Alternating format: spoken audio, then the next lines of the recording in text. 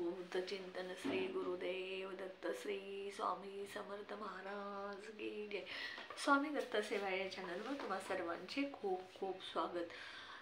तुम्हा सर्वांचं आरोग्य उत्तमदायी जाऊ दे, राहिलेलं आयुष्य तुमचं आरोग्यदायी जाऊ दे असं स्वामीचरणी प्रार्थना करते आणि माझ्या व्हिडिओला सुरुवात करते। बघा, मार्गशीर्ष महिन्यातला आज तिसरा गुरुवार आणि गुरुपुष्यामृत योग। तर बघा, आज आपण गुरुवारची महालक्ष्मीची उपासना, सेवा, पूजा करत असतो, व्रत करत असतो, कारण त्यामुळे आपल्याला माता लक्ष्मी प्रसन्न होत असते आणि माता लक्ष्मीचा आशीर्वाद मिळाल्यामुळे आपल्या घरामध्ये पैशाच्या अडचणी दूर होत असतात। आणि त्यानंतर ह्या आज गुरुवारी विष्णूंची सुद्धा आपण सेवा करत असतो। जिथे विष्णू तिथे माता लक्ष्मी नक्कीच असते, म्हणून आपण प्रत्येक गुरुवारी विष्णूंची आणि माता लक्ष्मीची सेवा करत असतो। तर आज गुरुपुष्यामृत योग आहे आणि गुरुपुष्यामृत योग हा कसा असतो तर बघा, चंद्र हा ज्या दिवशी पुष्य नक्षत्रामध्ये जातो त्या दिवसाला आपण गुरुपुष्यामृत योग म्हणून ओळखलं जातं। तर गुरुपुष्यामृत दिवशी आपल्याला काही महत्त्वाच्या गोष्टी करायच्या असतात। वाहन खरेदी करायचं असतं, दागिने आणि सोनं नाणं, महत्त्वाचं जे काय ते आपण चांगल्या गोष्टी करत असतो। तर आज आपण पूजा वगैरे जे काय झाल्यानंतर आपल्या घरामध्ये एक सेवा आणि उपाय करायचे आहे।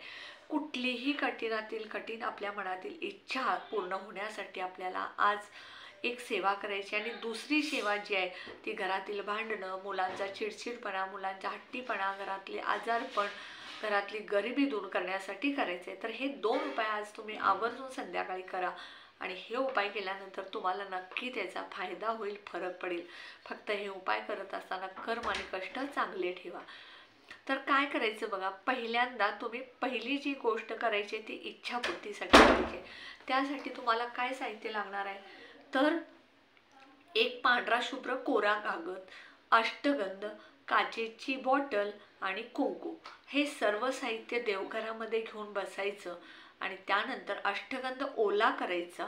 गुलाबजल असेल तुमच्याकडे तर गुलाबजलनं ओला करा किंवा नसेल तर साध्या पाण्याने ओला करायचा आणि एका काडीने किंवा बोटाने कागदावरती तुमची इच्छा लिहायची। तुमची कुठलीही इच्छा असू दे, तुमच्या मुलाच्या लग्नासाठी असेल, तुमच्या स्वतःसाठी असेल तर ती इच्छा लिहि। समजा तुमची इच्छा असेल की तुम्हाला व्यवसाय करतात आणि त्या व्यवसायात वाढ पाहिजे तर तुम्ही ती इच्छा लिहायची आणि त्याच्याखाली तुमचं नाव लिहायचं।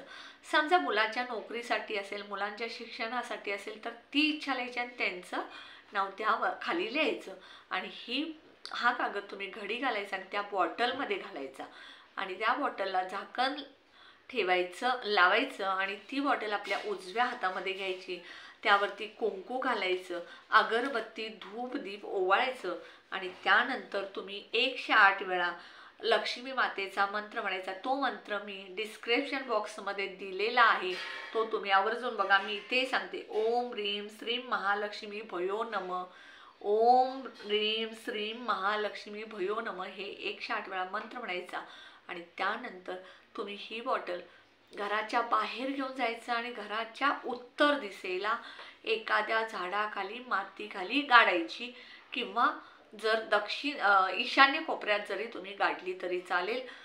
ती बॉटल परत कुणाचा पाय लागता कामा नये अशा ठिकाणी ती गाडून टाकायची आहे। ह्या झाला पहिला इच्छापूर्तीसाठी उपाय। ह्या उपाय जो आहे तो 100% इच्छा पूर्ण करणारा उपाय, हा तुम्ही नक्की करा। दुसरा जो उपाय आहे तो तुम्ही तुमच्या घरात वारंवार कोणी नाही कोणी आजारी पडत असेल, तुमच्या घरात मुलं हट्टीपणा करत असतील, मुलं चिडचिडपणा करत असतील, घरात गरिबी असेल, पैसा टिकत नसेल, घरात भांडणं वारंवार असतील तर ह्यासाठी हा दुसरा उपाय।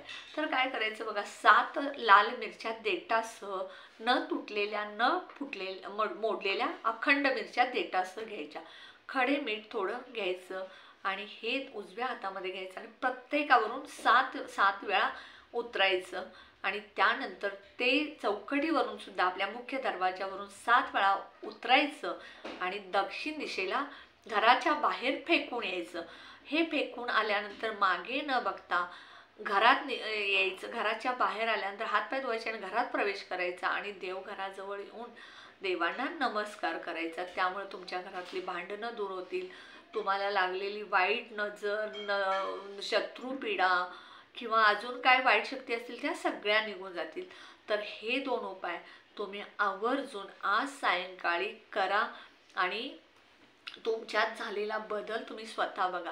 हे उपाय जे आहेत ते वास्तुशास्त्रानुसार, ज्योतिषशास्त्रानुसार, केंद्रानुसार आहेत.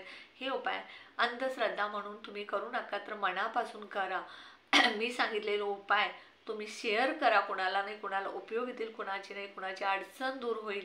हे उपाय जे करताय त्याबरोबर तुम्ही कर्म आणि कष्ट नेहमी ठेवा.